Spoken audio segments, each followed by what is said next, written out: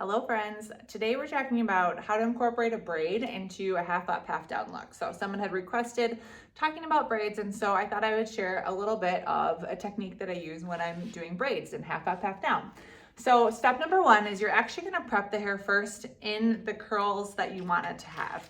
So this is just like a really light boho curl, but whatever kind of curl you want, whether that's loose, tight, whatever, do that first. So you're gonna get the whole head curled, prepped, ready to go. So it looks really beautiful all down. And then the next thing you're gonna do is make sure that you have the volume and the part that you want. So you're gonna go ahead and leave out any pieces that you want out front. So say you're just, leaving out this piece. Talked about this before, how I hesitate to cut this mannequin's head, but I should probably give her a little fringe. So you wanna leave that out. And then you wanna make sure you have the amount of volume that you want. So if you want a lot of volume in the crown before you do the braid, you're gonna go through and do your back combing first. So basically the hair is gonna be totally prepped in the shape that you want it when it's finished. So that means I'm not coming in, doing a braid, and then going back in and doing a lot of curling, back combing, anything like that. The braid is gonna be done last. So once you've done that and you have it all laid out in the way that you want it to go, now you can start to think about how you're gonna incorporate a braid. So what I like to do is I don't like to make a really strong part as I'm going. Every once in a while I've done that on maybe a braid that has really thick hair, or on somebody who needs like extensions or something to make the braid thicker. Then I'm gonna go through and actually section out. But on somebody who's got kind of a medium hair to thick, like maybe not so thick, not so thin, kind of just medium hair, this is the technique that I would use. So I kind of eyeball how I want it to go.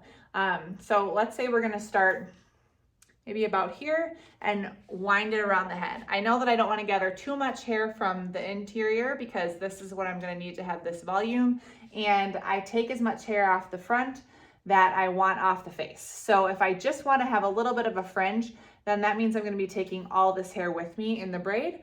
But a lot of people actually don't like to have all the front of their hair off their face when they have the braid. So most of the time I end up leaving hair out in the front, which I will take back and pin in front of the braid afterwards to make sure that it looks soft and not harsh. And the other thing that can happen sometimes when you pull hair all off the face when you're doing a braid is it can look kind of young. So we wanna make sure that the bride feels like her age and not like we're bringing her down to like middle school level.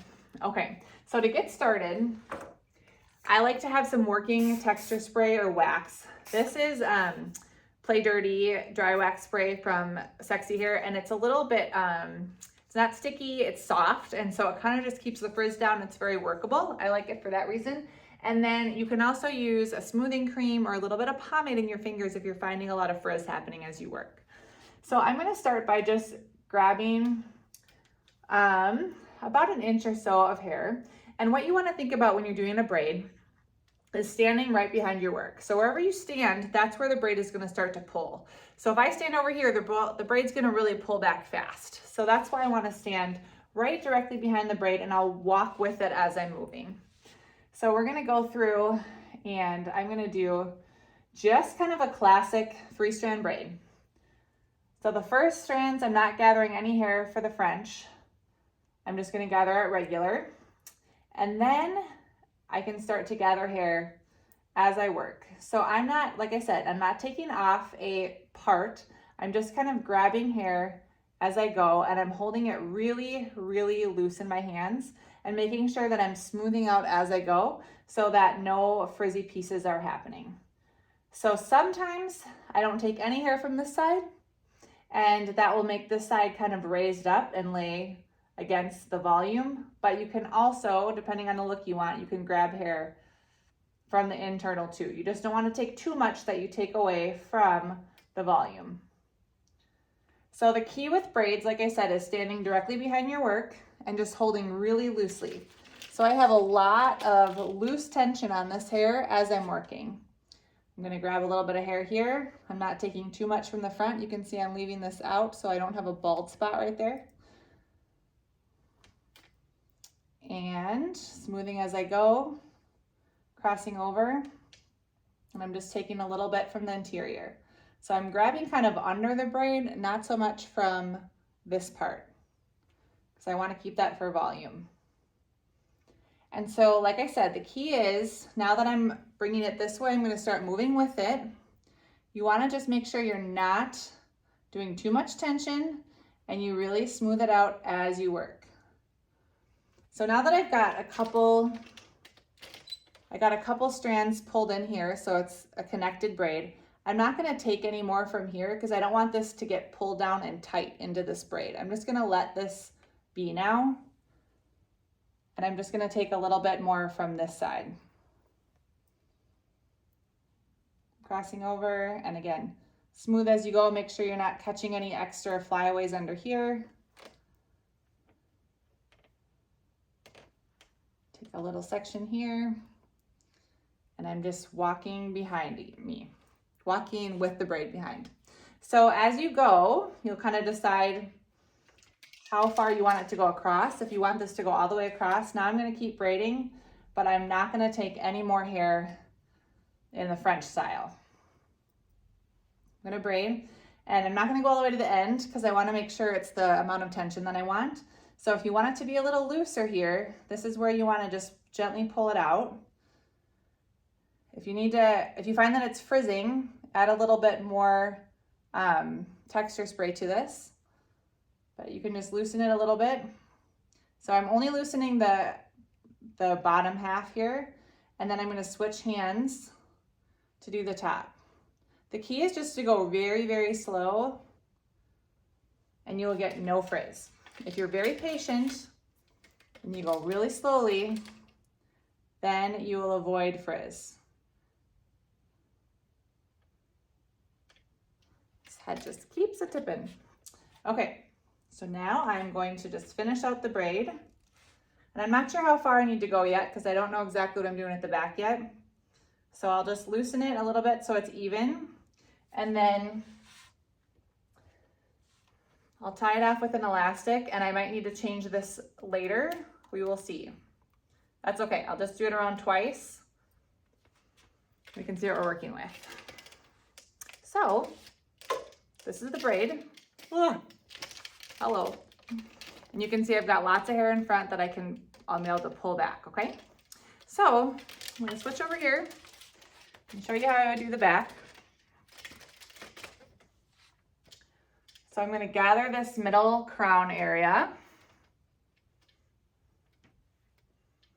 and I'm gonna just pin this across to make sure it stays.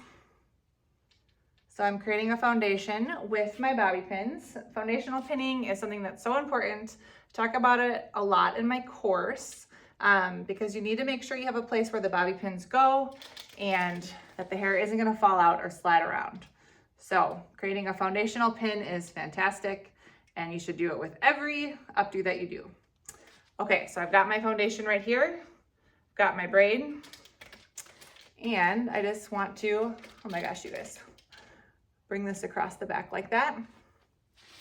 And so what I will do is pull this braid up, and then I'm gonna connect it by pushing this pin in, and I'm pushing it down into those two bobby pins that I just laid across as the foundation. And so then that way I have something, oh boy, maybe it's time for a new stand. I have something for these bobby pins to go into. So I'm going in, I can feel the bobby pin in there, and then I'm pushing it down. So this way you hide the pins and you know it's secure. Now we'll come to this side, tighten this guy up. And you can bring up the half up on this side. So however you want to place this, I think, you can see how this looks. Maybe I'll put it under, and then I can kind of tuck that like that. It's up to your creative juices at this point, what you think looks beautiful. But I can kind of hide this end underneath the braid, and then I could make it keep going if I wanted and tuck those away, or I can just kind of tuck this under and have it end. Whatever you want to do. But this way I can use this elastic to pin in, and I know that's going to kind of stay put. Spread these out. And if you don't like how this sits, you can always bring another strand of hair up and kind of tuck into that, but I think it looks good like that. So there's that side, right? And so the last thing that we have to do then is the front over here.